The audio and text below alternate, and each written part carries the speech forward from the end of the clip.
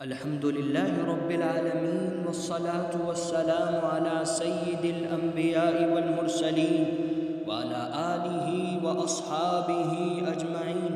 أما بعد فأعوذ بالله من الشيطان الرجيم. بسم الله الرحمن الرحيم.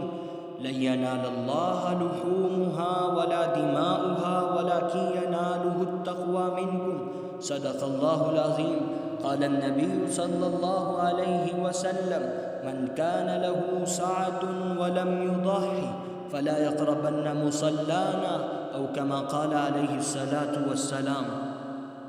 محترم حضرات، قربانی کے تعلق سے ایک بڑی غلط فہمی عام ہے، اور وہ غلط فہمی یہ ہے کہ جو حضرات صاحب نصاب ہیں، یعنی کہ ان کے پاس یا تو 52.5 تولہ چاندی ہے، یا ان کے پاس 7.5 تولہ سونا ہے، یا ان کے پاس ضرورت سے زائد سامان ہے، یا ان کے پاس نقدی ہے، یا ان کے پاس مال تجارت ہے، یعنی کہ جو صاحب نصاب ہے، وہ بہت سے حضرات ان میں سے یہ سمجھ رہے ہیں کہ اگر ہم قربانی نہ کر کے قربانی کی جگہ کچھ غریبوں کی پیسے کے ذریعے سے امداد کر دی جائے تو اس میں زیادہ ثواب ہے. تو ان حضرات کو سن لینا چاہیے کہ اللہ کے نبی صلی اللہ علیہ وسلم نے ارشاد فرمایا کہ جس کو اللہ نے صاحب نصاب بنایا ہے اور وہ قربانی نہ کرے تو وہ ہماری عیدگاہ کے قریب بھی نہ پھٹکے.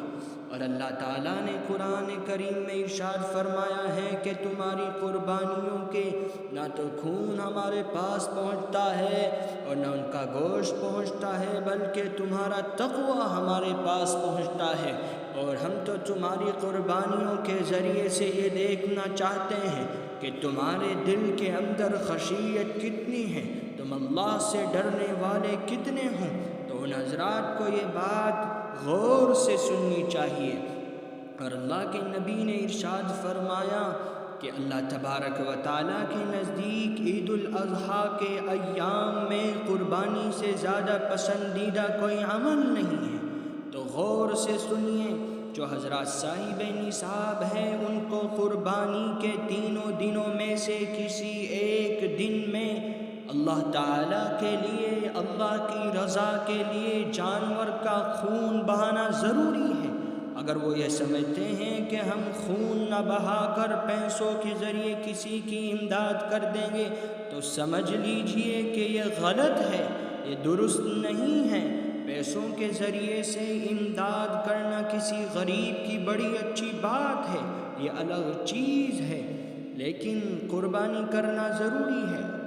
جس طرح نماز کا ایک الگ مقام ہے، زکوٰۃ کا ایک الگ مقام ہے، اسی طرح قربانی کا ایک الگ مقام ہے.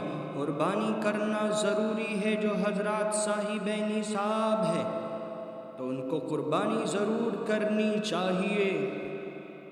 السلام علیکم ورحمۃ اللہ.